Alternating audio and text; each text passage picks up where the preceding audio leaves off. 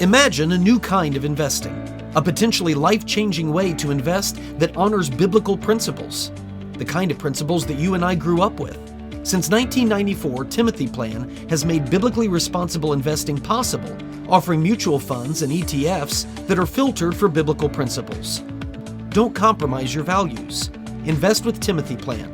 Ask your financial advisor or call Timothy Plan at 1-800-TIM-PLAN. Again, that's 1-800-846-7526 and discover what it means to be a biblically responsible investor. Investing involves risk, including possible loss of principal. Before investing, carefully consider a fund's investment objective, risks, charges, and expenses contained in the prospectus available at timothyplan.com. Read carefully before investing. Mutual funds distributed by Timothy Partners Ltd. and ETFs distributed by Foreside Fund Services LLC. As a paid testimonial, there is no guarantee of future performance and each experience will differ. Hey there, welcome to another edition of the Memo Pod. Thanks to everybody who is listening in and also the portion of you that watch the Memo Pod here on YouTube. Great to have you with us. And I will say this, you need to know this because different weeks I have different obligations, so I record and put this thing together at different times. Most of the time, the Memo Pod is recorded on Thursday, and then we send it out on Friday. This week, I had to back it up a little bit because of other things that I've got going on, talks and speeches, things like that. And so I knew I wasn't going to have the time to do it at the end of the week because of that. Okay, this is why I'm telling you this. Ordinarily, I wouldn't bother to tell you when I recorded it, but I know that just, for now, it'd be 2 nights ago, was that Republican presidential debate. I am recording this shortly before that Republican presidential debate. Therefore, I'm not going to be talking about it. And so I want you to understand that's why. Now, what's kind of interesting is that I could sit here and make predictions. I could make the prediction that Trump doesn't show up. I can make the prediction that Trump really doesn't need to show up because Vivek Ramaswamy is going to be his surrogate. I have never been so convinced after watching Vivek's, it was almost, I don't want to say visceral because it wasn't, and I like Ramaswamy in a lot of ways, by the way, but it was just a knee-jerk, instantaneous, like he is on the Trump team. When Ron DeSantis made remarks about those that are willing to follow Trump, just kind of be these listless vessels that whatever the personality says, no matter what he's done, no matter what he's advocating, or if he's advocating anything, they'll just follow him. And Ramaswamy just came up for air, almost as though he himself had been attacked. I've never been so convinced that Ramaswamy has his eyes on the future as far as the presidency goes. Right now, he's tying his future hopes to the SS Trump. That he either wants to be the vice presidential nominee or he wants a Secretary of State position, some high position in Trump's cabinet. I think it's the wrong horse to tie himself to for a number of reasons. I don't see Trump being elected. And so I think that if Ramaswamy's looking, you don't want to tie yourself to the Titanic. And I could be wrong, and this isn't I want this to happen. So you don't have to send me the emails saying, I can't believe you'd rather have Joe Biden. I didn't say I'd rather have Joe Biden. I just said I don't think, logically, I don't understand anybody that thinks Trump is going to be elected. I just don't. From every angle that you look at this, let's say that 2020 was what I believe that it was. People that voted for Trump, an insane amount of people, and people who voted against Trump, an even more insane number of people. That there are more people that Donald Trump is so polarizing, nobody cared about Joe Biden in that race. There is maybe 5 people in the entire country that were like, finally, I get a chance to vote for Joe Biden. No, people got out and voted for Trump or they voted against Trump. That's what it was. Now, there might have been, I guess you could say, there was a contingent of people that voted against Joe Biden. They weren't great on Trump, but they certainly were opposed to Joe Biden. So you had that group. I don't think there was much of a group that was like, yeah, Trump, whatever, but I love Joe Biden. So when you have that much of the country that is vehemently opposed to you as a candidate, tell me what has happened with Donald Trump in the last 4 years that's going to make those people, all the indictments, the January 6th stuff, and all of that, regardless of how you feel about it, that stuff happens. How many independents and people that opposed Trump in 2020 have seen everything that's gone on with him since and say, okay, now I support him? No. That's why Trump's approval doesn't move. It's why it hovers around the 40% mark. The people that love him are going to love him and already do. And the people that don't love him or hate him already do. And he's not moving the needle. And I can't see independents flocking his way. I just can't. And so, or the other side. The other side of that is that 2020 was stolen. And there are people that still believe that the 2020 election was stolen. That Donald Trump actually won all of those states. That it was fraud, and they just haven't produced the evidence, or no one's listening to the evidence. I really don't know where the state of that argument is right now. But there are people that believe the election was stolen. Let's say that's the case. Do you think 2024 is going to be different? Donald Trump has not spent any money on ballot harvesting, which is what the Republicans accuse the Democrats of doing. There's no ground game for Donald Trump. All of the insane amounts of money that he's been raising, we now know has been paying his legal defenses. There's no ground game. So even if you believe that 2020 was stolen, I don't see anything to tell me that 2024 is going to be better. But regardless of all that, Vivek has tied his electoral future to Donald Trump. That's who he thinks is going to win, and so that's who he's going to be tied to. And I don't know if this was some sort of agreement beforehand or not. I'm not into conspiracy theories, so I'm not saying that there was a Mar-a-Lago meeting between Trump and Vivek understands his marching orders, and I don't know. I don't know what the relationship there is, but it is very obvious to even a casual observer that Vivek is more than happy to stringently defend Donald Trump. That's just the reality. More so than Nikki Haley, who was in Trump's administration as UN ambassador. But just kind of obvious. So I firmly believe, even though I'm saying this before the debate, you now are watching this and you can fact check me, and then I can report back next week, which I will talk about the debate next week. But I really think that that's what will have happened. I also think that it's outrageous that Donald Trump doesn't show up to that debate. And I think it's outrageous if it's true, and I don't know yet, but if it's true that he's going to do an interview at the same time with Tucker Carlson, maybe that doesn't materialize. But what's Tucker doing? Is he writing off the entire Republican field except for Donald Trump? And if he's not, why is he playing into Trump's game? I don't get that either. I really don't. But that's what may or may not have happened 2 nights ago now as you're watching this, me having recorded this beforehand. So we'll see how accurate I was in all of that. It's just a gut feeling. It's just a guess. But for those of you who are paying subscribers, I do want to talk about Vivek Ramaswamy because I love the guy in a lot of ways.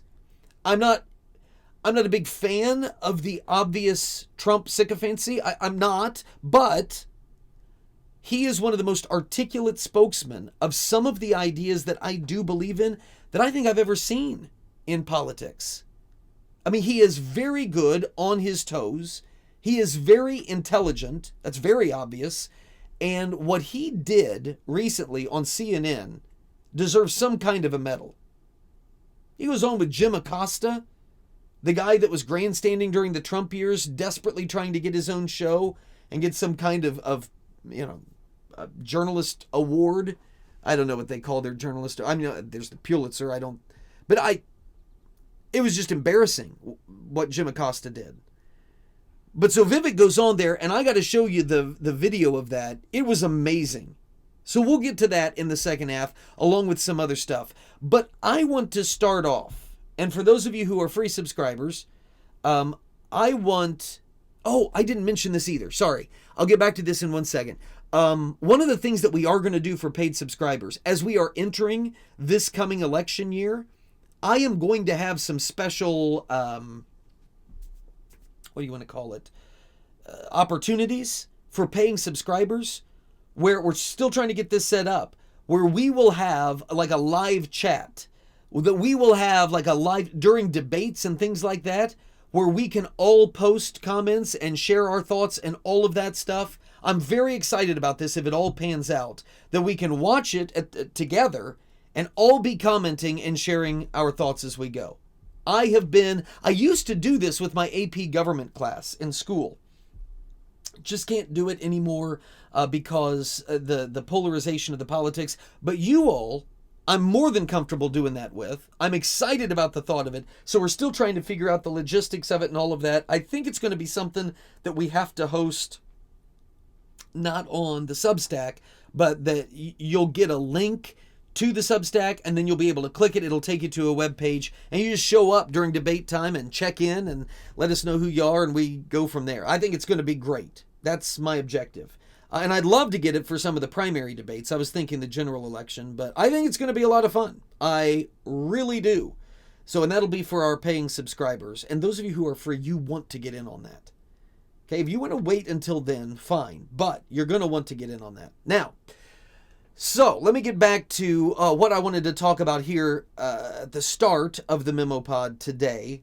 I am a high school teacher, and I have been now for 20-some years, which is unreal. I like my teaching job. I really do. So much so that even with all of the nonsense that comes from legislatures and the Department of Ed, or the sometimes less than stable emotional maturity attitudes of 17-year-olds, despite all of that, I would do it all over again in a heartbeat. I will say this last summer, I had thoughts about, is this something that I want to continue to do? Do I still have the passion? This has happened to me a couple different times in my teaching career, and it's almost as though it's become predictable now that I'll have those thoughts. We'll end up going back to school, and then that year will end up being one of my favorite years of teaching. And to this point, I love this year.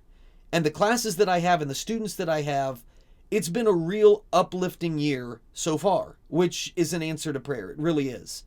Because there are frustrations that come along with it, just like any other job.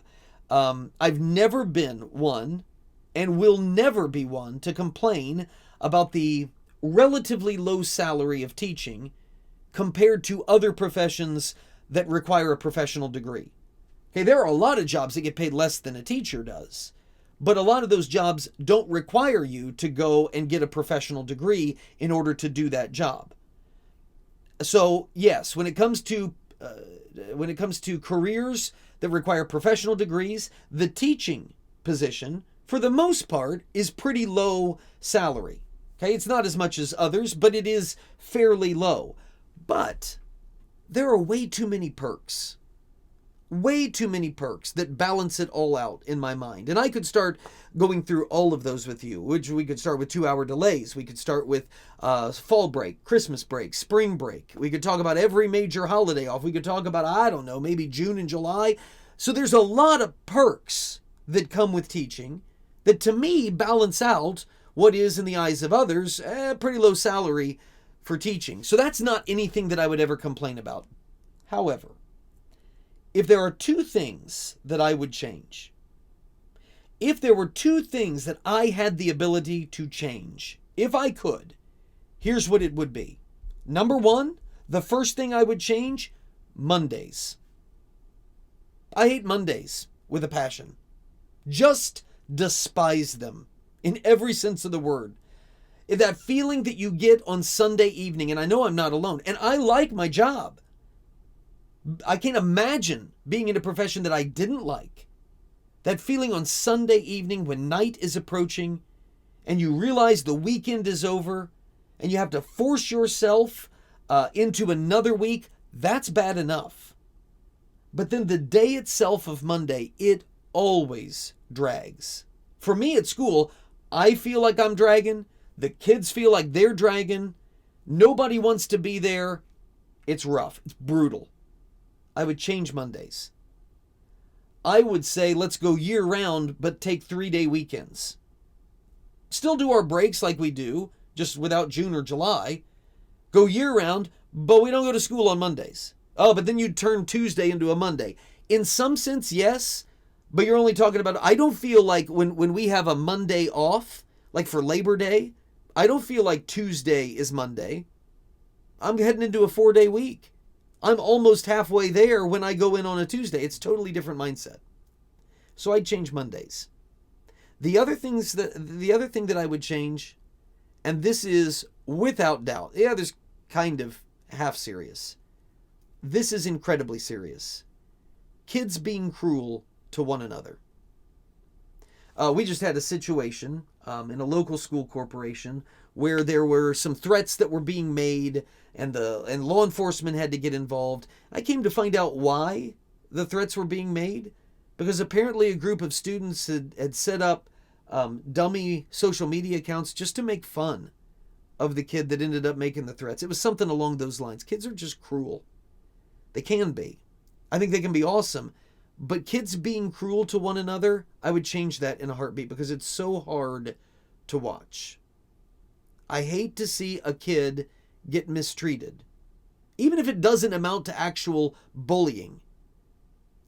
And you have to be delicate in how you deal with it sometimes in the classroom. I'll give you an example. Sometimes I will see like a student will make a comment that they think is really funny, but nobody else finds funny. And maybe it's an awkward kid in the class, and they'll really laugh at themselves. But then there'll be like this quiet pause for a minute, and then everybody else will start laughing because they're laughing at that person. And the kid knows it. The kid knows that everybody back there is laughing, and I hate it when they won't look back at everybody, but they'll just keep their eyes forward as if they don't hear the mockery that's happening behind them. And so, as a teacher, I feel for that kid, and I will laugh with that kid, and usually, 99% of the time, I will end up playing off of that and saying something to go along so they feel like they've been successful in their humor attempt. But I don't want to point out, if I turn and I say, hey, cut it out, then that's going to isolate that kid even more and make them feel even worse about the whole thing. They're not wanting me to come to their defense like that. I hate it. I hate it when that stuff happens. And it takes on different forms. Years ago, I remember, there would be kids that would pretend that they were on the payphone at lunch. I know we don't have payphones anymore. Everybody has cell phones. But the old payphone that would be in the back of the cafeteria, there would be a kid who would take his tray back there and would pick up the phone and act like he was talking on the phone because he didn't have anybody to eat lunch with. Hated that. These days, you got kids that are lashing out because somebody made that fake social media account and made fun of him. I hate it. And so, when I first saw the video that I'm about to play for you, I cringed. I cringed fearing this was going to be yet another one of those viral bullying or viral fighting clips from schools that make the rounds. It's like schools have become in some places war zones. And you've got all of these clips, and you will inevitably see a teacher at the end try to get involved, but a lot of times these kids are big and they're vicious, and the teacher ends up getting hurt in the whole process. But what I saw to start this video is a group of popular, and this is just judging based on appearances. I would guess that this is a group of popular, cool high school boys. And they're in the cafeteria, and they are approaching a Down syndrome boy sitting alone at the lunch table. And then you do a little looking and you realize this isn't just any Down syndrome boy. This is one Down syndrome boy whose entire life revolves around Hot Wheel cars. He's got pictures of his collection that he posts to social media. And I'm not going to say that it's like a massive collection. There are people who collect Hot Wheels and they have, shelves and shelves and rooms full of Hot Wheels. I liked Hot Wheels, not like that. So his collection isn't anything like that. But it's something that he's really into. And anybody who has spent any amount of time around teenagers and public schools these days realizes that this could be a recipe for a heartbreaking disaster. And that's honestly what I was anticipating. You got a Down syndrome kid who, because of his condition, is a little ostracized anyway. But Down syndrome kids are also extraordinarily innocent and kind and loving. And he is so enthralled with Hot Wheels, which is, by the standards of all the other kids, especially the cool high school sophomore boys, Hot Wheels are for little kids, not people who are sophomores in high school. And I see this coming and I cringe. But instead, it ends up being the precise opposite.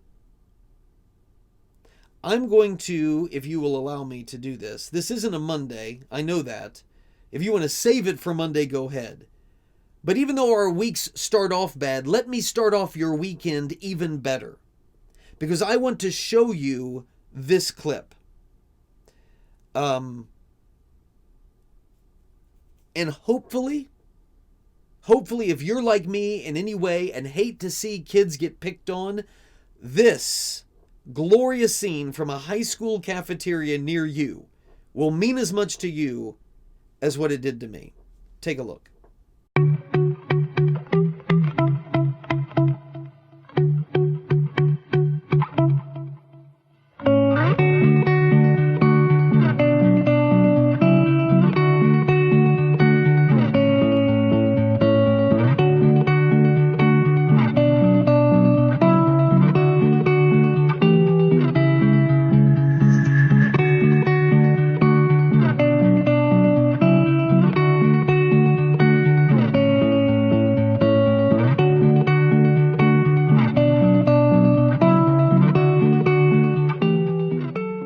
That's pure joy, is what it is.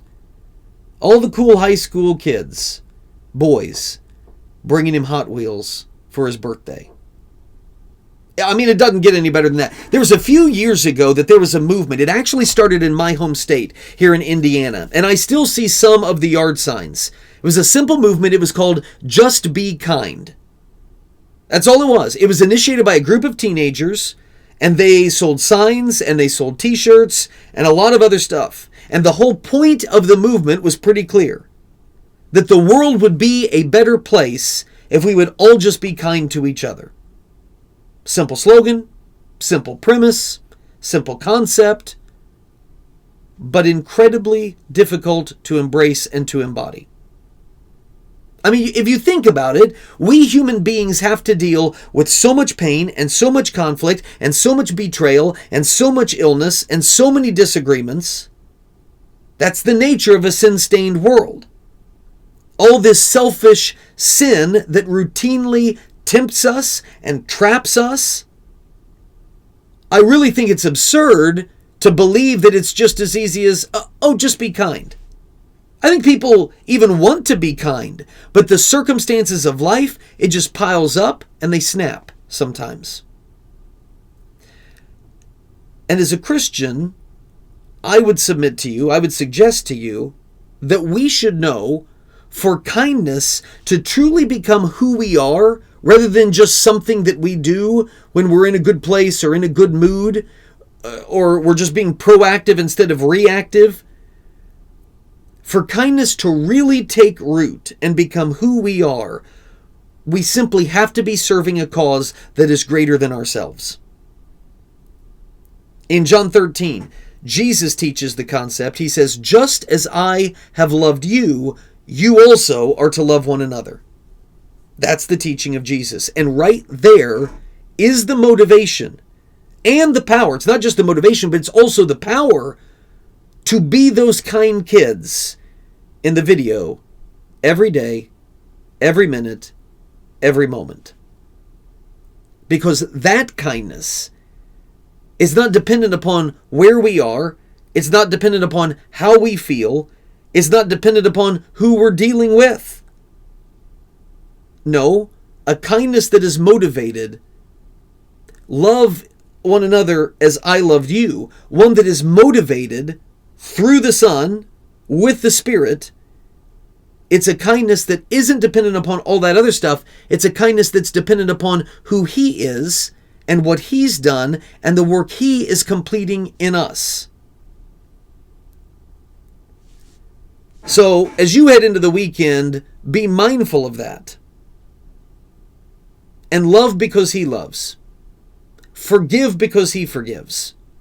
And be kind because He's kind. Those are some thoughts for you here. So you can let me know your thoughts on all of that. And if you've got stories from high school, please don't break my heart with them. That's all I'm asking. But you can send them my way, peter@peterheck.com. That's peter@peterheck.com. For those of you who are paid subscribers, I want you to hang on through the break. I've got some great Vivek video for you. It doesn't have to do with the Republican debate. Some great Vivek video. I don't want anybody to think that I don't like the guy just because I think he's stumping for Trump.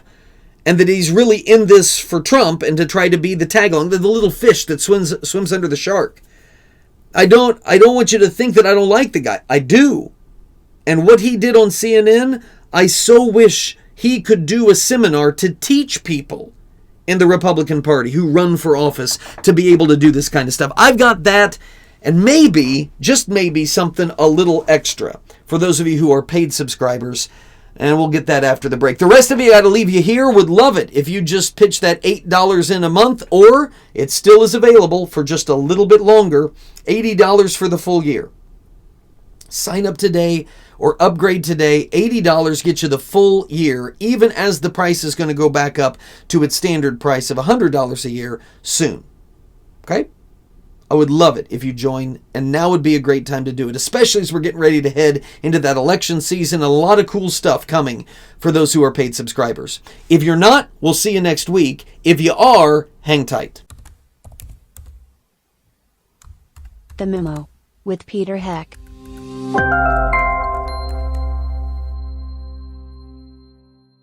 Please patronize and thank all the sponsors of the Heck podcast, including McGonagall's Buick GMC, Terrell's Auto Service, Norris Insurance, Stevens Machine, Creative Financial Center, Indiana Right to Life, Tri-Green Tractor, the Indiana Family Institute, Hartman Family Farms, Liberty Financial Group, the Wyman Group, and J. Watson Creations.